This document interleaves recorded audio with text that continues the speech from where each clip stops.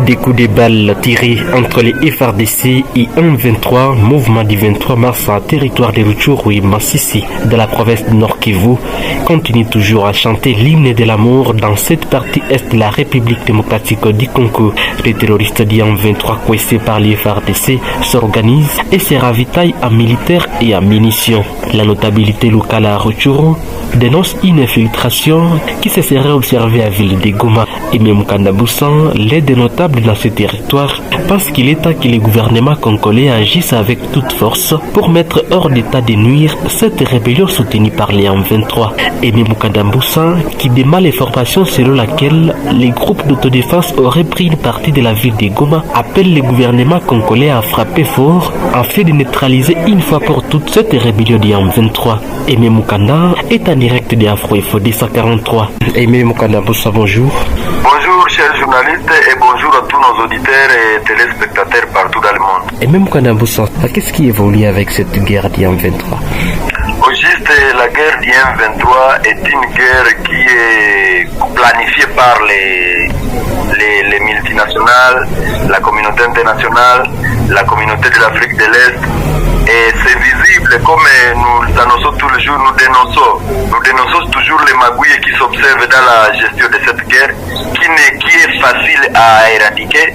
Ce mouvement est facile à éradiquer, mais ce qui semble chercher la solution passe par des voies qui ne sont pas appropriées. Nous qui sommes sur le terrain, nous lançons toujours les messages d'alerte, les recommandations sont accompagnées par nos alertes, mais personne ne veut suivre ces recommandations. Il vont à la contre, il vont loin des pistes de solutions.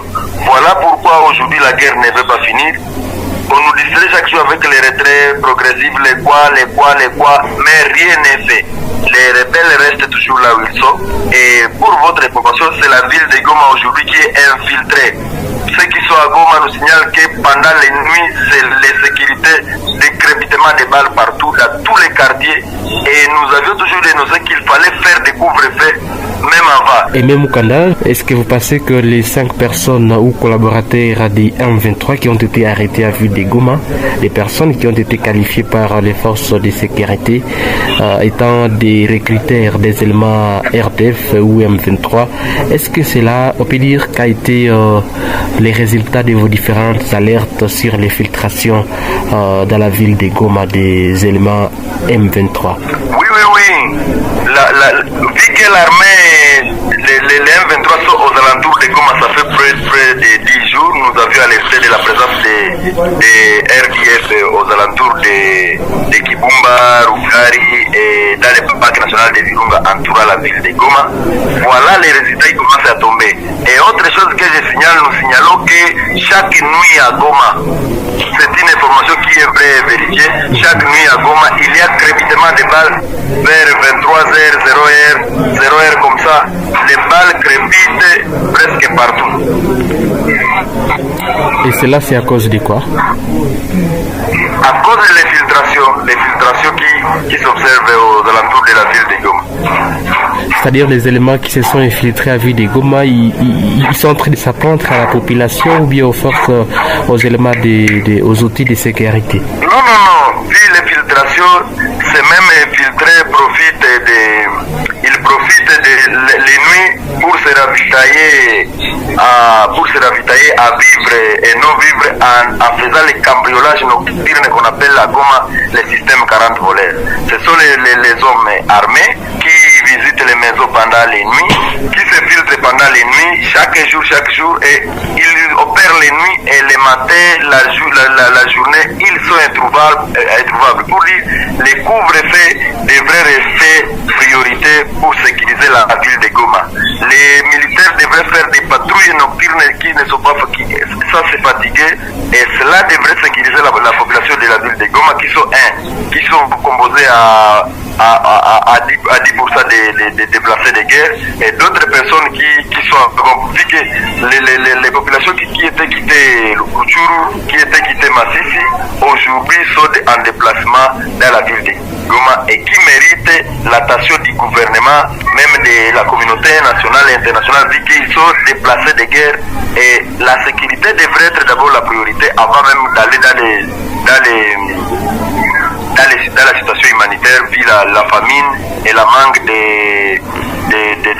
de plusieurs biens de première nécessité que les déplacés manquent, mais la sécurité devrait être la priorité. Alors, Aimé Moukanda, nous avons appris avec certaines sources concordantes qu'un groupe d'autodéfense aurait pris une partie de la ville de Goma au niveau de Kibumba, coupant ainsi la communication entre les M23 qui sont à Kibumba et Rumangabo. Est-ce que vous savez quelque chose là-dessus? Ça, c'est une fausse information d'abord. Il faut souligner que c'est une fausse information. Les gens qui quittent Rutshuru pour Goma n'ont pas confirmé cette information. Moi-même, nous avions eu ça dans des réseaux sociaux, mais après confirmation, il pourrait qu'il y avait une embuscade au niveau des Lugari. Les patriotes, les Wazalais au niveau de Lugari ont fait une embuscade aux rebelles terroristes du M23, mais ça a pris peu de temps, c'était la nuit, l'avant-hier la nuit. Et les dégâts, on ne peut pas les confirmer puisque nous ne sommes pas témoins de ces dégâts, mais il y aurait embuscade, les patriotes ont fait une embuscade aux terroristes.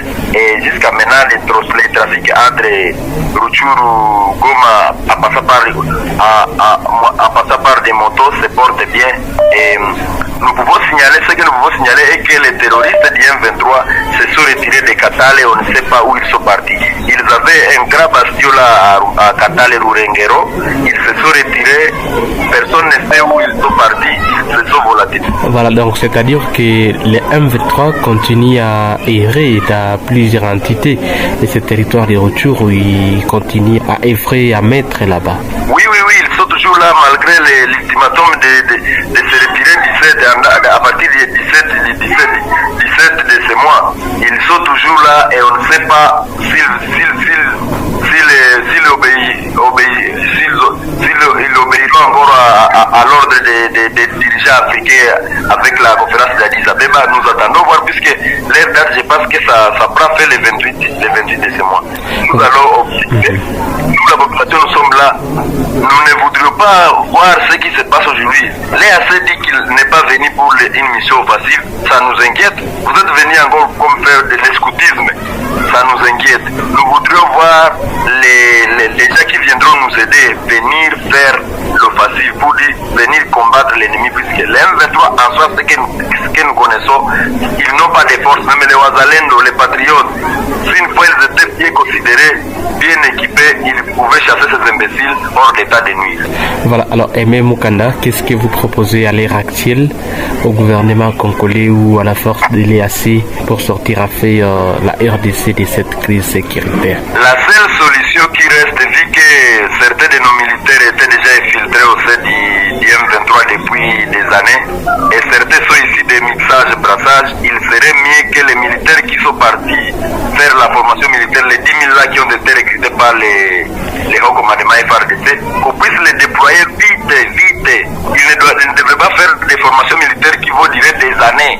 Ils devraient faire même 1 mois ou 2 mois venir vite, puisque nous avons des jeunes qui se sont donnés volontairement pour aller faire la formation militaire. Leur but était de venir sauver l'intégrité territoriale. Mais aujourd'hui, ils sont partis, on ne sait pas, ils viendront quand. Et nous mettons espoir à ces jeunes qui sont partis faire la formation militaire. De l'autre côté, nous avons des démobilisés. C'était le moment d'appeler tous les démobilisés qui ont leurs papiers, qui ont été démobilisés et venir secourir l'État, puisque à la ligne où nous sommes, c'est la patrie qui est à danger. Et nous avons déjà qui avaient aidé les pays pendant d'autres États malgré qu'ils sont démobilisés aujourd'hui. C'était un bon moment de les appeler pour qu'ils puissent allumer les feux et chasser l'ennemi hors d'état de nuit. Puisque nous voyons les Nord Kivu est aujourd'hui militarisé. Militarisé comme la ville de Goma, il y a les militaires de l'EAC, il y a la MONUSCO, il y a les FARDC, on veut nous amener encore les militaires de la SADC, on nous amènera encore je ne sais pas quoi. Alors, pour qu'elle fait, si on se militarise la ville de Goma contre les M23 sans combattre, ça n'a rien. ça n'a rien de sens. Merci beaucoup, Wimbe Mukanda, pour votre intervention ce mercredi sur Afro Info 243. Merci beaucoup. C'était là Aimé Mukanda Mboussa qui revenait sur ses précisions sur la guerre de la rébellion du M23, une guerre qui continue à faire couler beaucoup d'encre et de salive dans les chefs des habitants de cette contrée. Merci de suivre Afro Info 243. Merci également de liker, partager et commenter la vidéo. Je suis Richard Maliro Kakoué pour Afro Info 243.